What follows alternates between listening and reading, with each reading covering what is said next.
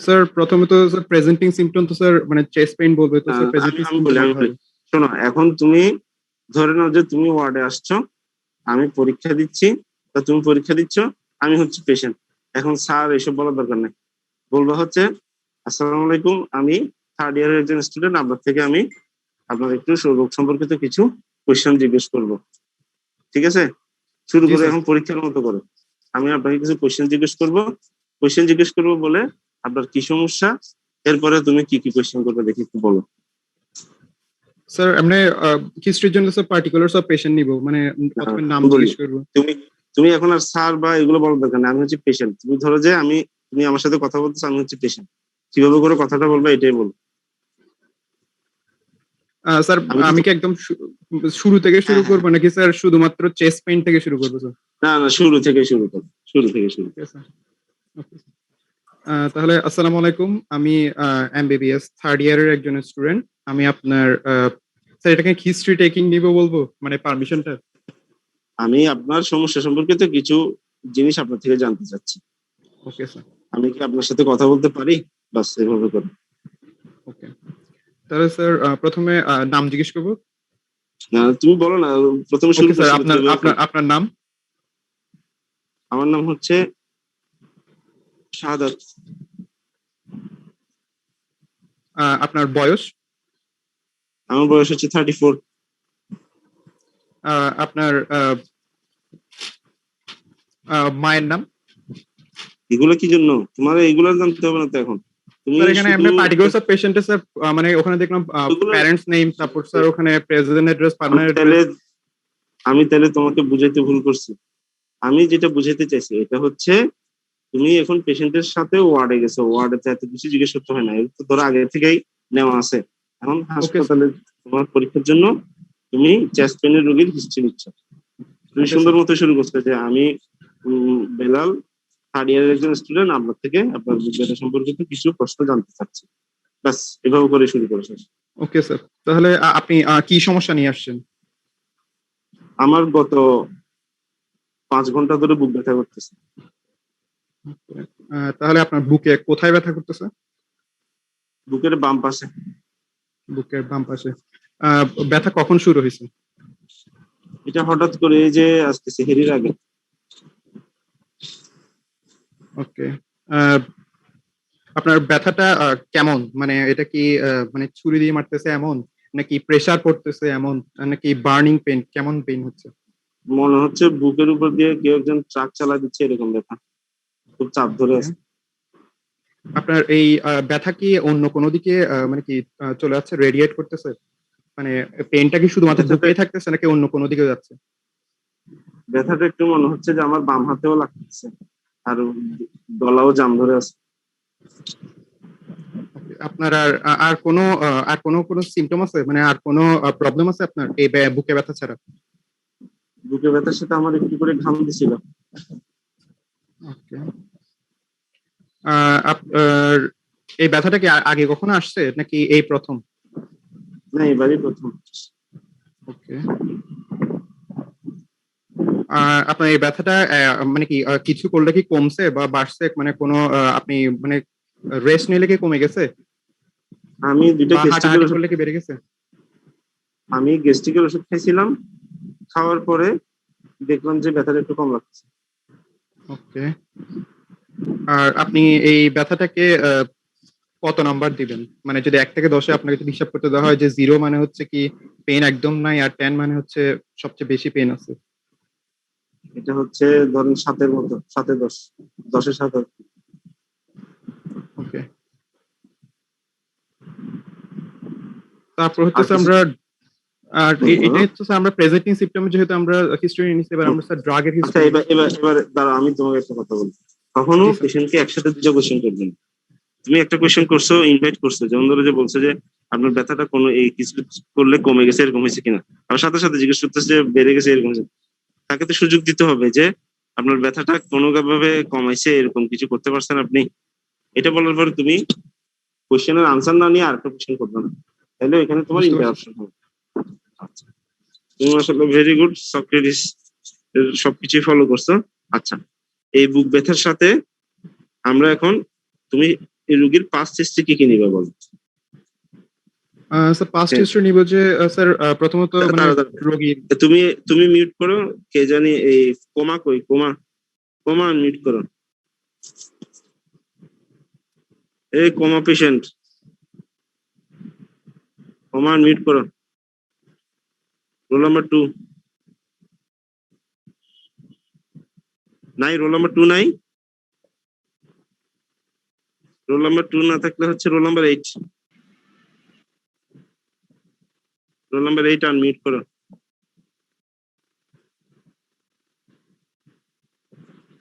ওয়ালাইকুম আসসালাম। আচ্ছা, তাহলে ও মাশাআল্লাহ খুব সুন্দর করে দেখো যে প্রেজেন্টিং কমপ্লেনে ব্যথাটা খুব সুন্দরভাবে সে জিজ্ঞেস করছে, ব্যথা কখন থেকে কতক্ষণ ধরে ছিল। এখানে একটা কথা বলতেছে কতক্ষণ ধরে, মানে এটা কি ব্যথা ওই ওষুধ খাওয়ার পরে কি কমে গেছিল নাকি এখনো আছে, এই কথাটা জিজ্ঞেস করা হয়নি। বাকি সবকিছু সে মাশাআল্লাহ খুব সুন্দর করে জিজ্ঞেস করছে। এই অনসেট, রেডিয়েশন, তারপর হচ্ছে অ্যাগ্রাভেটিং ফ্যাক্টর, রিলিভিং ফ্যাক্টর, সিভিয়ারিটি, সবকিছু জিজ্ঞেস করা হয়েছে। ঠিক আছে, এই বুক ব্যথার সাথে আর কিছু আছে কিনা এটাও সে জিজ্ঞেস করছে। আমি বলছি যে একটু ঘাম দিছে, আর কিছু বলি নাই। ঠিক আছে, তাহলে তুমি এটাকে যখন খাতায় লিখতে যাবা, প্রিন্সিপাল সিমটম, ওই যে আমরা ফরম্যাটের এখানে লেখা ছিল না প্রিন্সিপাল সিমটম, হ্যাঁ, প্রিন্সিপাল সিমটমের এখানে কিভাবে করে লিখবা তুমি?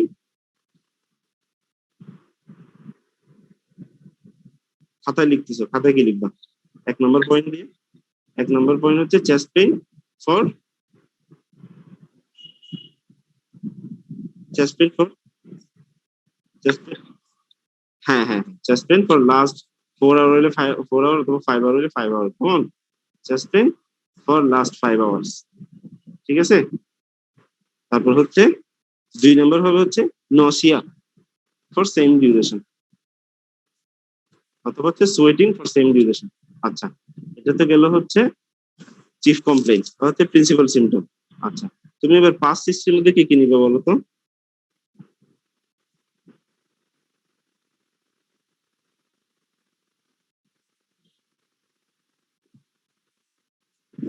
না, তুমি তো ডিটেলস, এখন আমি তোমাকে বলছি হচ্ছে ডিটেলস অফ কারেন্ট ইলনেস, সে যেটা জিজ্ঞেস করছে ওইটাই লিখবা। ওটা গেল। এখন এরপর হচ্ছে পাস্ট হিস্ট্রিতে কি নিবে? পাস্ট হিস্ট্রি, পাস্ট হিস্ট্রি মানে আগে থেকে কোনো অসুখ আছে কিনা। আচ্ছা,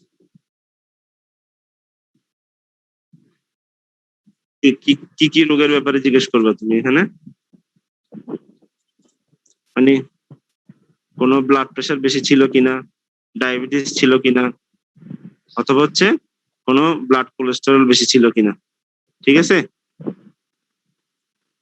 আচ্ছা, পাস্ট হিস্ট্রির পরে এখানে ইম্পর্টেন্ট কি আছে? পাস্ট হিস্ট্রির পর তোমার জন্য এর দুটোর মধ্যে ইম্পর্টেন্ট হচ্ছে ফ্যামিলি হিস্ট্রি। ঠিক আছে, ফ্যামিলি হিস্ট্রি ইম্পর্টেন্ট কেন? কারণ ফ্যামিলিতে এরকম আগে কারো হার্ট অ্যাটাক হয়ে বা হচ্ছে বুকে ব্যথা হয়ে মারা গেছে এরকম কিছু ছিল কিনা। ঠিক আছে, হ্যাঁ হ্যাঁ, আচ্ছা, তো কতগুলো ফ্যামিলিয়াল হাইপার কোলেস্টেরোলেমিয়া ছিল না?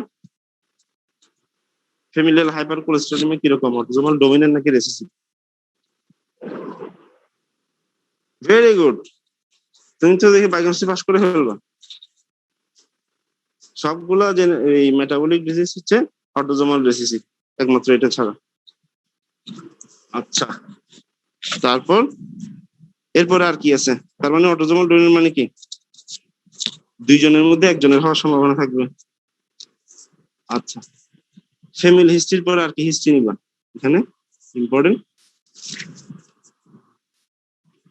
System review. আচ্ছা, সিস্টেম রিভিউতে এবার আমরা যাচ্ছি। সাথে তুমি আর একটু জিজ্ঞেস করবে হচ্ছে তার অকুপেশনটা। আর আরো যে 2টা জিনিস বাদ দিছে এগুলো হচ্ছে কি, স্মোকিং হিস্ট্রি আর অ্যালকোহল হিস্ট্রি। কারণ কি, দেখবে যে ম্যাক্সিমাম হার্ট অ্যাটাকের রোগীরই স্মোকিং এর বা অ্যালকোহলের হিস্ট্রি থাকে। এ কোমা, এবার আনমিট করো, তুমি আসো। Yes, sir. দেখি স্মোকিং এর হিস্ট্রি কিভাবে করে নিবা। ধরো আমি পেশেন্ট, আমার থেকে স্মোকিং হিস্ট্রি নিচ্ছে না, বলো।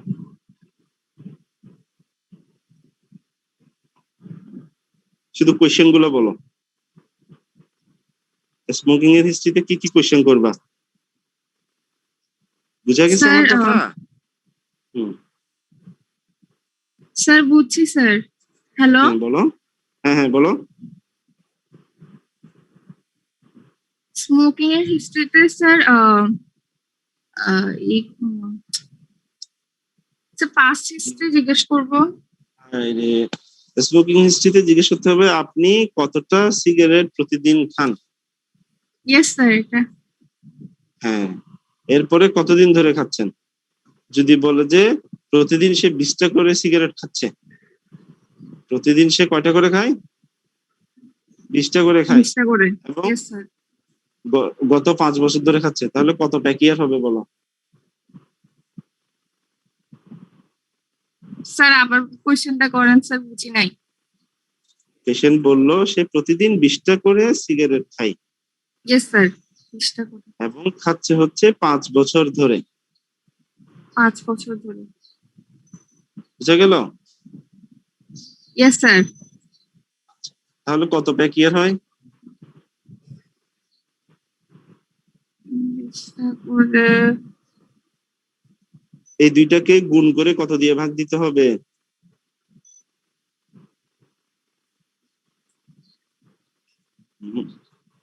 স্যার এটা এই দুটাকে গুণ করে স্যার স্যার 20 দিয়ে ভাগ করতে হবে। হ্যাঁ 20 দিয়ে ভাগ দিতে হবে, তাহলে কত প্যাকিয়ার হয়? স্যার 20টা করে 20। আরে মেয়ে, 20 ইন্টু 5 ডিভাইডেড বাই 20, তাহলে কত হয়?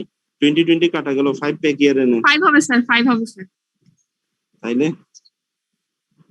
আচ্ছা ঠিক আছে, আজকে আমরা এখন সিস্টেমিক রিভিউতে চলে যাই। আচ্ছা তাইলে এর দূরে এই হিস্ট্রির এর দূরের থেকে এটার ডায়াগনোসিস কি মনে হচ্ছে?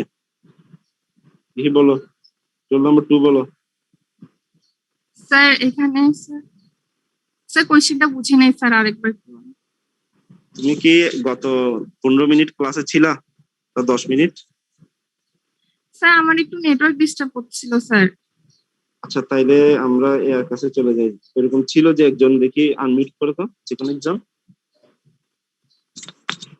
ক্লাসে ছিলা বেলাল আর ইসমাম আমির বাদে অন্য যে কোনো কেউ ছিলা, সে একটু আনমিউট করো। আব্দুল্লাহ ফারহান আনমিউট করো। স্যার আমি ডক্টর ফোনতে জয়েন দিয়েছিলাম। হ্যাঁ, ওই যে সে যে হিস্ট্রিটা নিল, আমি যে বললাম চেস্ট পেনের ধরনটা, এটা থেকে ডায়াগনোসিস কি মনে হচ্ছে? এটা চেস্ট পেনটা স্যার কোশ্চেনটা স্যার একবার বললে ভালো হতো। কোশ্চেন গুলো আবার, তাহলে তো অনেক সময় লাগবে, ক্লাস আগানো যাবে না। আমি তো ফার্স্টে 10 মিনিট জয়েন হয়ে ছিলাম না স্যার, জয়েন দিতে আমার 10টা 12টা জয়েন দিয়েছিলাম। তাহলে ফৌজি একটু আনমিউট করো তো। রোল নাম্বার 12 আছে সে? Roll number 12। আসসালামু আলাইকুম স্যার। ওয়ালাইকুম আসসালাম। তুমি কি ক্লাসের শুরু থেকে ছিলা? জি স্যার বেলাল যে ছিলাম। আমাকে বেলাল জি আমাকে যে স্যার। কোয়েশ্চেন গুলো করছে ওগুলো শুনছিলা? জি স্যার শুনছি। এটা থেকে তোমার কাছে এটার ডায়াগনোসিস কি মনে হচ্ছে দুটোর মধ্যে, হিস্ট্রি থেকে? Sir myocardial infraction. হ্যাঁ, কার্ডিয়াক চেস্ট পেন। কারণ হচ্ছে কার্ডিয়াক চেস্ট পেনের টিপিক্যাল রেডিয়েশনটা বলছে, তারপর হচ্ছে নসিয়া বা সোয়েটিং এর কথা বলছে, ঠিক আছে, ডিউরেশনের কথা জি বলছে, স্যার। জি স্যার। ঠিক আছে। প্রথমে জি তুমি বলো স্যার। যে এটা cardiac chest pain. Cardiac chest পেনের মধ্যে আমরা একিউট করোনারি সিনড্রোম বলি, কারণ হচ্ছে যে মাইকার্ডিয়াল ইনফেকশনের মধ্যে কতগুলো টাইপ আছে। তাকে বলা হচ্ছে আনস্টেবল এনজাইনা, আরটা বলা হয় এসটি এলিভেশন এমআই, আরটা হচ্ছে নন এসটি নন এলিভেশন এমআই। Elevation MI. মানে ইসিজি তে যদি এসটি এলিভেশন না পাও কিন্তু ট্রপোনিন লেভেল এলিভেটেড পাইছো, এটাকে বলা হয় নন এসটি এলিভেশন এমআই। আচ্ছা, এটাকে কার্ডিয়াক চেস্ট পেইন প্রথমে বলার পিছনে কারণ কি? কার্ডিয়াক চেস্ট পেইন বলার পিছনে কারণ হচ্ছে আরো কিছু কারণে এরকম চেস্ট পেইন হইতে পারে। যেমন হচ্ছে যদি পেশেন্টের অনেক বেশি হাইপারটেনশন থাকে, যদি পেশেন্ট হাইপারটেনসিভ, তার প্রেসার হচ্ছে 180/100 অথবা হচ্ছে 200/100, তাহলে অ্যাওর্টিক ডাইসেকশন বলে একটা ডিজিজ আছে। অ্যাওর্টিক ডাইসেকশন মানে হচ্ছে অ্যাওর্টার মধ্যে ওখানে একটা ফলস লুপ তৈরি হবে, এখানের মধ্যে অ্যাওর্টা ছিঁড়ে গিয়ে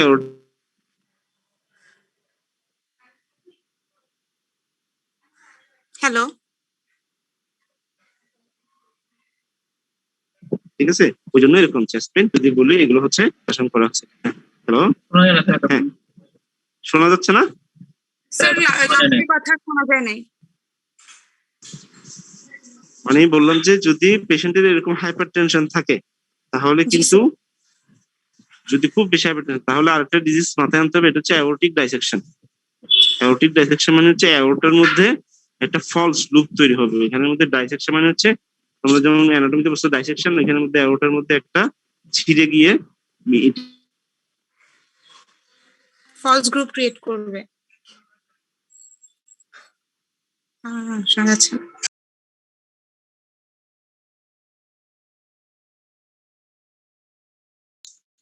আচ্ছা পেশেন্টের পালমোনারি এম্বোলিজম শোনা যাচ্ছে? হ্যালো,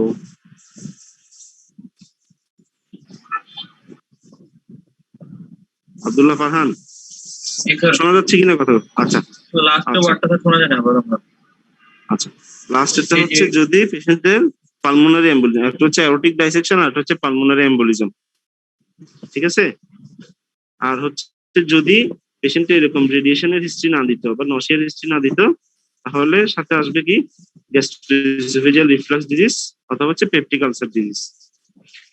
আচ্ছা তাহলে আজকে আমরা আমাদের ক্লাস শুরু করি এখন সিস্টেমিক রিভিউ। সিস্টেমিক রিভিউতে আমরা প্রথমে যে কয়েকটা কোশ্চেন করবো এটা হচ্ছে যে আপনার কি কোন রকমের have you had problems with tiredness, আপনি কি সবসময় শরীর দুর্বল লাগে কিনা? আর হচ্ছে ডু ইউ স্লিপ ওয়েল, মানে তার ঘুমের কোনো সমস্যা আছে কিনা, ঠিক আছে? কারণ হচ্ছে একটা পেশেন্ট অ্যাংজাইটিতে আছে অথবা ডিপ্রেশন আছে তাহলে তার স্লিপ প্যাটার্ন মানে ঘুমের প্যাটার্নটা চেঞ্জ হয়ে যাবে। আচ্ছা এরপর আসা হচ্ছে কার্ডিওভাস্কুলার সিস্টেম। কার্ডিওভাস্কুলার সিস্টেমের মধ্যে হচ্ছে কি have you had any pain or pressure in your chest, neck or arm, যেটা প্রথমে জিজ্ঞেস করা হলো। এটা হচ্ছে are you short of breath, মানে আপনার কি অল্পতে শ্বাসকষ্ট, একটু হাঁটাচলা করলে কি শ্বাসকষ্ট হচ্ছে কিনা, ঠিক আছে? How much exertion is necessary, আচ্ছা মানে হচ্ছে সে কদ্দুরের মধ্যে তাকে বসে যেতে হচ্ছে, হাঁটাচলা করতে গেলে কদ্দুর হাঁটার পরে তাকে বসে যেতে হয় কিনা। আচ্ছা have you ever waken up at night short of breath, ওই যে আমরা গত ক্লাসে যেটা বলছিলাম প্যারক্সিসমাল নকটার্নাল ডিসনিয়া, মানে আপনি রাতের বেলা ঘুম থেকে কোনো উঠে যেতে হয় কিনা, ঠিক আছে? এটা হচ্ছে প্যারক্সিসমাল নকটার্নাল ডিসনিয়া। আর হচ্ছে can you lie flat without feeling breathless, মানে কি আপনি একদম সোজা হয়ে ফ্ল্যাটের মধ্যে সুপাইনে শুতে পারেন কিনা, ওই যে অর্থোপনিয়া যেটা বলা হয়েছিল, ঠিক আছে? এখানে একটা টার্ম বলা হয়, মানে আপনি যে লাইং ফ্ল্যাটে শুচ্ছেন আপনার কয়টা বালিশ লাগে, তখন এটা একটা কথা জিজ্ঞেস করতে হয় যে কেউ বলবে যে শ্বাসকষ্টের রুগী বা হার্টের সমস্যার রুগী আমি মাথার নিচে 2টা বালিশ দিয়ে শুতে হয় বা 3টা বালিশ, তাহলে বুঝতে হবে যে তার অর্থ যদি 2টা বালিশের থেকে বেশি লাগতেছে তাহলে বুঝতে হচ্ছে যে তার হার্ট ফেলিয়ার আরো বেশি খারাপের দিকে যাচ্ছে, ঠিক আছে? এই জন্য এটাকে বলা হচ্ছে অর্থোপনিয়া, 2 পিলো বা 3 পিলো অর্থোপনিয়া, ঠিক আছে? এটা কোনো একটা টার্ম আছে। আচ্ছা তারপর হচ্ছে have you had swelling of your ankles, মানে আপনার কোনো পায়ে ফুলো আসে কিনা, কারণ হচ্ছে হার্ট ফেলিয়ার রোগীর পায়ে ফুলো আসে। তোমরা একটু খাতায় লিখে রাখো ইডিমা বা ফুলা 3 রোগের কারণে 3 জায়গায় আসে। যদি পায়ে ফুলা হয় তাহলে বুঝতে হবে যে হার্ট ফেলিউর, মেইন হচ্ছে লেফট ভেন্ট্রিকুলার ফেলিউর। আর যদি হয় যে রেনাল কজ কিডনি সমস্যার জন্য তাহলে আসা হচ্ছে পেরি অরবিটাল পাফিনেস, মানে শুরুতে প্রথম দিকে আসবে হচ্ছে চোখের চারপাশে একটু ফুলে আসবে, ঠিক আছে? আচ্ছা এরপরে দিয়ে হচ্ছে যদি অ্যাবডোমেনে ইডিমা পাও, মানে হচ্ছে যেটাকে বলা হয় অ্যাসাইটিস, তাহলে বুঝতে হবে যে এটা লিভার কজের জন্য, মানে হচ্ছে পেশেন্টের লিভার ফেলিউর হয়েছে, ক্রনিক লিভার ডিজিজ। এই 3টা টার্ম মনে রাখবা সারা জীবন। আচ্ছা এরপর হচ্ছে have you noticed your heart racing or breathing irregularly, মানে আপনার কোনো বুক ধড়ফড় করে বা হচ্ছে আপনার মনে হয় কিনা যে বুকের মধ্যে পালপিটেশন হচ্ছে, বুক সোজা বাংলা বলবো যে আপনার কি বুক ধড়ফড় করে কিনা, হঠাৎ করে মনে হয় কিনা যে বুক দুধ দুধ দুধ করতেছে এরকম। ওই যে এর আগের ক্লাসে বলা হয়েছিল হার্ট এরকম এট্রিয়াল রেসিং এর বা হচ্ছে অ্যাবনর্মাল হার্টবিটের কজ কি কি, এট্রিয়াল ফিব্রিলেশন অথবা হচ্ছে সুপ্রাভেন্ট্রিকুলার অথবা ভেন্ট্রিকুলার টেকিকার্ডিয়া আর হচ্ছে অ্যাংজাইটি, সাথে হচ্ছে thyrotoxicosis. Have you had blackouts without warning, মানে হচ্ছে যে তোমরা যে পড়ছো ফিজিওলজিতে, মানে হঠাৎ করে অজ্ঞান হয়ে পড়ে গেছে, যেটা গত ক্লাসে বলা হয়েছে স্ট্রোক সেরাম অ্যাটাক অথবা 6 সাইনাস সিনড্রোম, ঠিক আছে? হার্ট ব্লকের পেশেন্টদের যেটা কার্ডিয়াক ব্ল্যাকআউট বলা হয়েছিল, মানে 1 থেকে 2 মিনিটের মধ্যে আবার সে জ্ঞান ফিরে পাবে। অজ্ঞান হয়ে যাবে, আবার হচ্ছে তার জ্ঞান ফিরে আসবে। আচ্ছা, have you felt dizzy or black out when exercising? এটা হচ্ছে যে পেশেন্ট কোনো দৌড়াইতে গিয়ে বা হচ্ছে যে কোনো ফুটবল খেলতে গিয়ে বা হচ্ছে কোনো রকমের খুব বেশি হঠাৎ করে কাজ করছে, এরপরে গিয়ে হঠাৎ করে ব্ল্যাক আউট হয়ে গেছে কিনা। এটা হয় হচ্ছে যদি অ্যাওর্টিক স্টেনোসিস বলে একটা ডিজিজ আছে, মানে হচ্ছে অ্যাওর্টিক ভালভটা স্টেনোসড হয়ে গেছে আর কি, সংকুচিত হয়ে গেছে। অথবা হচ্ছে এই বাংলাদেশে তেমন পাওয়া যায় না, বাইরের দেশে ইউকে তে বা হচ্ছে এসব দেশে পাওয়া যায় হাইপারট্রফিক কার্ডিওমায়োপ্যাথি একটা ডিজিজ আছে।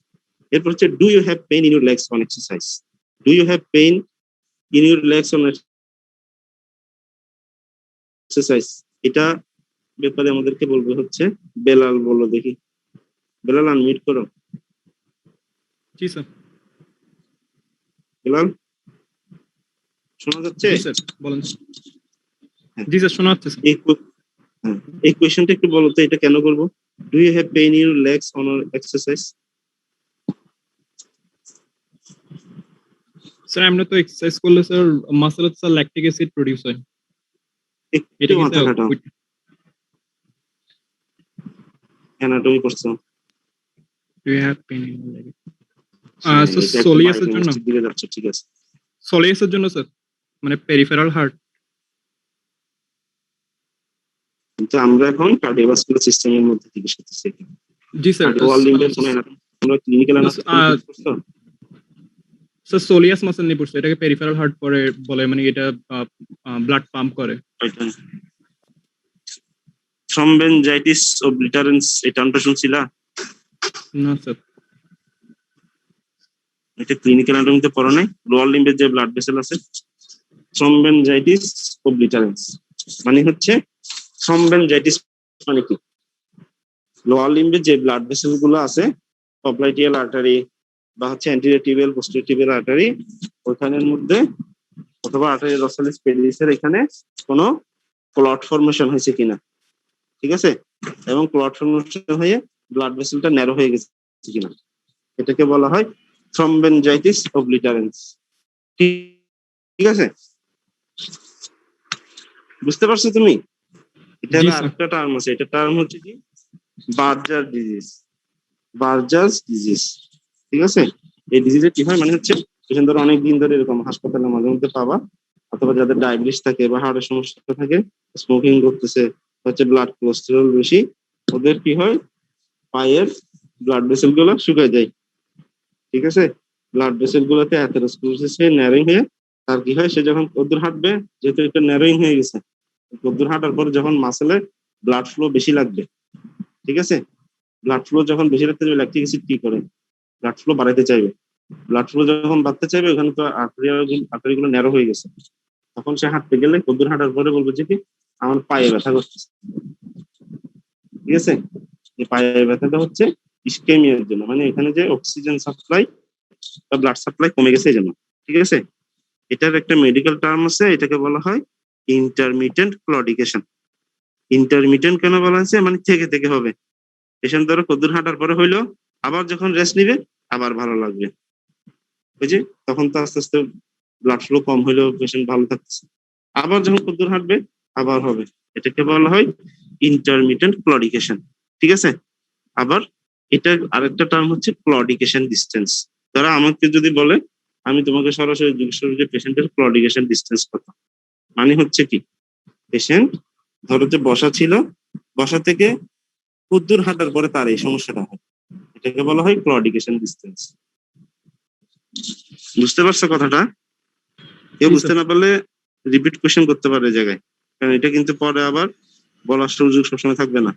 টার্মটা ক্লডিকেশন বলতো বাজার ডিজিজ বা কি বলছেন আরেকটা? আমিও তাইলে ওই এগুলা হোয়াটসঅ্যাপে পাঠিয়ে দিব, ঠিক আছে, অথবা একটু পরে একটু ছবি দেখাবো, ঠিক আছে। এগুলোতে হয় হচ্ছে, মানে ব্লাড ভেসেল গুলো ন্যারোইং হয়ে এখানে ইসকেমিয়া যখন হবে, তখন কি হবে, ইসকেমিয়ার ফলে এখানের মধ্যে টিস্যু গুলো অক্সিজেন সাপ্লাই কমে গিয়ে এখানের মধ্যে টিস্যুতে নেক্রোসিস হবে। তো এই সময় এখানে যে সমস্যাটা হয়, এই ডিজিজটা প্রথমে আবিষ্কার হচ্ছে বার্জারের জন্য, বার্জার ডিজিজ, ঠিক আছে। এই বার্জার ডিজিজের এই টার্মটাকে বলা হয় ইন্টারমিটেন্ট ক্লডিকেশন।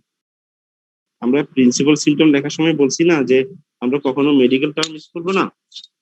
তো ধরো যে এই পেশেন্ট এরকম যদি বলে, আমরা প্রিন্সিপাল সিমটমে লিখবো হচ্ছে pain in your leg, pain in legs after exercise for 5 minutes. কিন্তু যখন আমরা এক্সামিনারকে বলতে যাব তখন বলবো হচ্ছে intermittent claudication with claudication distance for এত মিনিট। বুঝা গেছে? কথাটা হচ্ছে এরকম। বুঝা গেল কিনা? একটু বই খুলতে হবে, একটু বই খুলে দেখো, তখন অটোমেটিক আরো ভালো মতো বুঝবো। আচ্ছা, do you have cold or blue hands or feet? মানে হচ্ছে আপনার হাত পা গুলা কোনো ঠান্ডা হয়ে যায় বা নীল হয়ে যায়, এরকম হয় কিনা?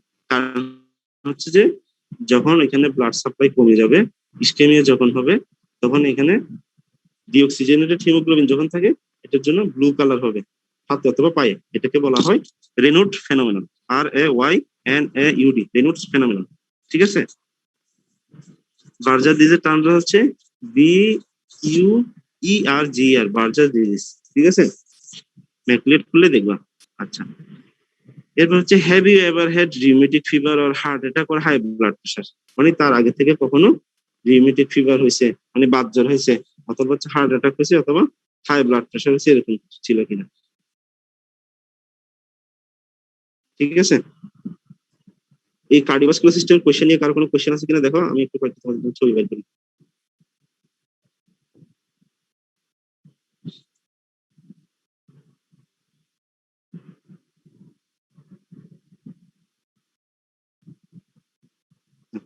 স্ক্রিনে ছবিটা দেখতেছো? জি স্যার।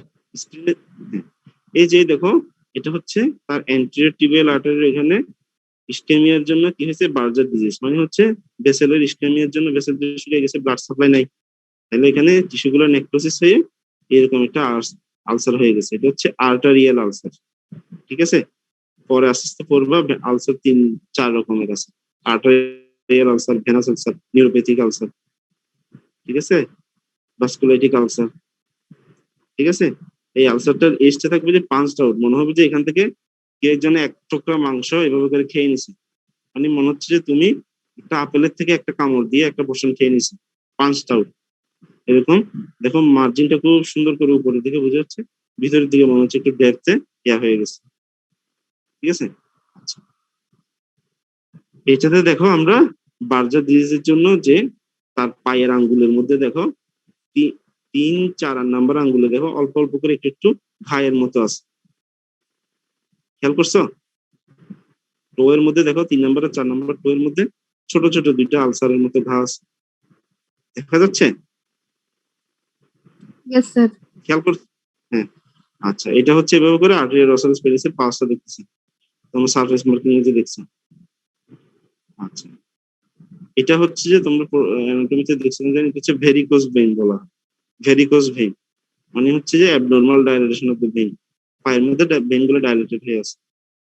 আর এটা হচ্ছে ভেনাস আলসার। ভেনাস আলসার গুলো হয় সাধারণত মিডিয়াল মেডিউলাসের ওই পাশে, পিছনের দিকে। ঠিক আছে? আর ভেনাস আলসার গুলো ওইটাতে দেখছি যে একদম খাওয়া হয়ে গেছে এরকম, মানে মনে হচ্ছে যে এখান থেকে একটু মাংস খেয়ে ফেলছে বা একটু আপেল খাই ফেলে এরকম। কিন্তু এটার মার্জিনটা হবে শ্যালো একটা আলসার, এটা এরকম একদম ডেপ দিয়ে বোঝা যাবে না। ঠিক আছে? আচ্ছা, এই স্ক্রিনটা একটু খেয়াল করো, এটা একটু ভালো মতো তোমাদেরকে কিন্তু এটার স্ক্রিনশট নিয়ে রাখ। তাইলে আর্টারিয়াল ইনসাফিসিয়েন্সির জন্য যদি আলসারটা হয়, মানে আর্টারিয়াল ডিজিজের জন্য, তাহলে এটা সাইড কি টো, ফিট অথবা হচ্ছে এরিয়াস অফ ট্রমা। আর হচ্ছে স্কিন অ্যারাউন্ড দ্য আলসার কোনো ক্যালাস ফর্মেশন বা থাকবে না, কিন্তু পিগমেন্টেড থাকবে, মেবি অ্যাট্রোফিক। আর হচ্ছে পেইন থাকবে হচ্ছে সিভিয়ার আনলেস নিউরোপ্যাথি প্রেজেন্টস। ঠিক আছে? মানে আর্টেরিয়াল আলসার কিন্তু পেইনফুল হবে। আচ্ছা, অ্যাসোসিয়েটেড গ্যাংগ্রিন, আর্টেরিয়াল আলসারের ক্ষেত্রে গ্যাংগ্রিন থাকবে। আর হচ্ছে কি পাওয়া যাবে, তার পালস গুলো যদি এক্সামিনেশন পরে জেনারেল এক্সামিনেশন বলা হবে কিভাবে পালস দেখে, পালস গুলো দেখবে যে ডিমিনিশড পাওয়া যাবে, অথবা যেই পাশে আলসার হয়েছে বা যে পাশে বলতেছে পায়ে ব্যথা, ওই পাশে দেখা যাবে যে পালসটা তেমন পাওয়া যাচ্ছে না। ঠিক আছে? আর হচ্ছে ডাস্কিলুবরন ডিপেন্ডেন্সি, যেটা পরে ক্লাসে বলা হবে। ক্রনিক ভেনাস ইনসাফিসিয়েন্সি মানে হচ্ছে ভেনাস আলসার, যেটা এটা হবে হচ্ছে অ্যাঙ্কেল, মানে হচ্ছে গোড়ালির যে কোনো এক পাশে। আর এখানের মধ্যে পিগমেন্টেড থাকবে, আর হচ্ছে ইডিমা, পিগমেন্টেশন, স্টেসিস থাকবে, আর ডার্মাটাইটিস হবে। আর আরেকটা আলসার পাওয়া যায়, এটা হচ্ছে নিউরোপ্যাথিক, মানে হচ্ছে ডায়াবেটিসের পেশেন্ট, ডায়াবেটিস পেশেন্টের যাদের নিউরোপ্যাথি থাকে, মানে নার্ভ গুলো যে শুকিয়ে গেছে এই জন্য যদি আলসার হয়, তাহলে pressure point in areas with diminish sensation, মানে এখানে যেহেতু নার্ভ রিলেটেড আলসার, এই জন্য সেন্সেশনটা এখানে কি কমে যাবে। আর হচ্ছে ইন ডায়াবেটিক নিউরোপ্যাথি, মানে ক্যালাস ফর্মেশন হবে, আর হচ্ছে নিচে একটা কথা দিচ্ছে দেখো ডিক্রিজ, আমরা যখন এটা সেন্সরি চেক করতে যাবো পরে, এখানে কিন্তু অ্যাঙ্কেল জার্ক অ্যাবসেন্ট পাওয়া যাবে। ঠিক আছে, এগুলো এখন আপাতত মাথায় রাখো, পর এগুলো নিয়ে আরো বিশদ আলোচনা করা হবে। আচ্ছা,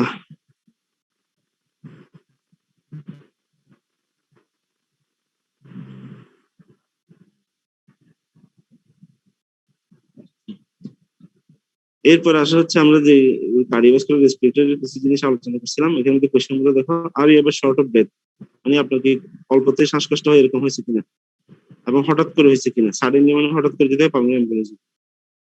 কাশি আছে কিনা, কাশির সাথে কোনো কফ আছে কিনা, বা হচ্ছে জ্বর আসছিল কিনা, শিভিয়ারিং এন্ড শেকিং, ঠিক আছে। আর ব্রেথলেসনেস, মানে অল্পতেই শ্বাসকষ্ট হয় বা বুক ব্যথা ছিল কিনা। আর হচ্ছে কাশির সাথে কফ বা হচ্ছে রক্ত যায় কিনা। Do you cough of anything, মানে হচ্ছে কাশির সাথে কফ বা রক্ত যায় কিনা। হ্যাভ ইউ কাফড ব্লাড, মানে যদি কাশির সাথে যদি রক্ত দেখা যায়, এটা ইন্ডিকেট করে হচ্ছে কোনো খারাপ কিছু, যেমন ধরো কার্সিনোমা অফ লাং। আর হচ্ছে what type of work have you done, মানে হচ্ছে ওই অকুপেশনাল ডিজিজ যেটা বলা হয়েছিল আগে, সে ধর হচ্ছে কোনো ডাউ ফ্যাক্টরিতে কাজ করে, আটামোদার ফ্যাক্টরিতে, হচ্ছে যে গার্মেন্টস ফ্যাক্টরিতে, এখানের মধ্যে সে জুট মিলে কাজ করে। ওখানে যখন সে কাজে যাবে তখন তার শ্বাসকষ্ট হয়। কাজ থেকে যেদিন ফেরত আসে, যেদিন বন্ধ থাকে ওই দিন বলে একটু ভালো লাগে, ঠিক আছে, মাছ ছাড়া থাকতে পারে। What type of work have you done, occupational language. Do you snore loudly, snore loudly মানে কি, অনেকে দেখবো যে যারা খুবই ওবেস পেশেন্ট তাদের নাক ডাকার সমস্যা থাকে, অথবা শ্বাসকষ্টের রোগী, স্নোরিং অফ লাউডলি আসলে এটা হচ্ছে অবস্ট্রাকটিভ স্লিপ এপনিয়া, একটা ডিজিজ আছে অবস্ট্রাকটিভ স্লিপ এপনিয়া।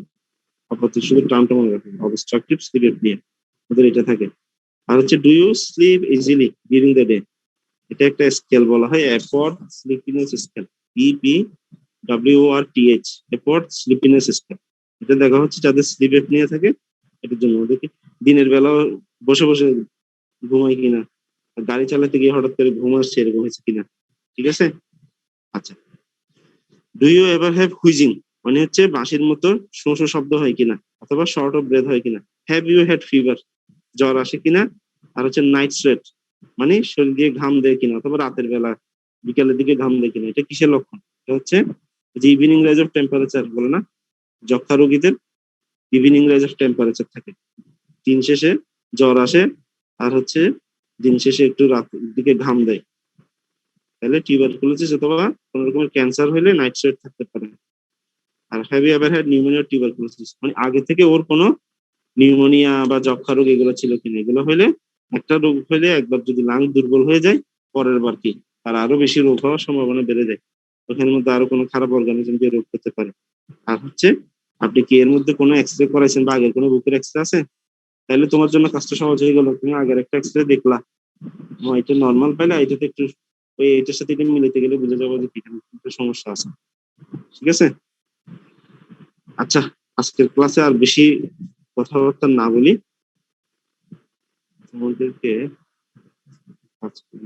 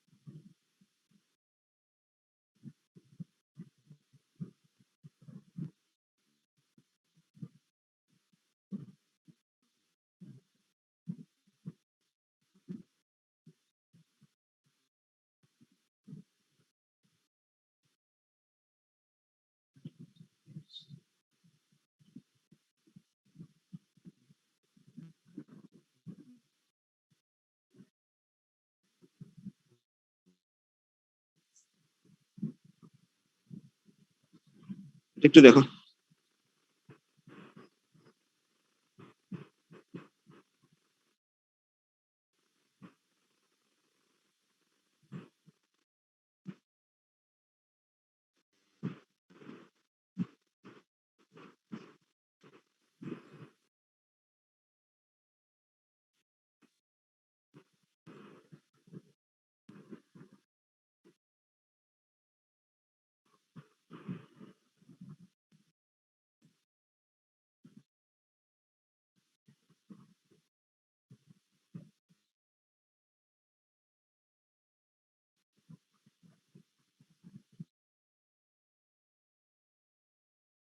স্যার ভিডিওটা আটকে আছে স্যার।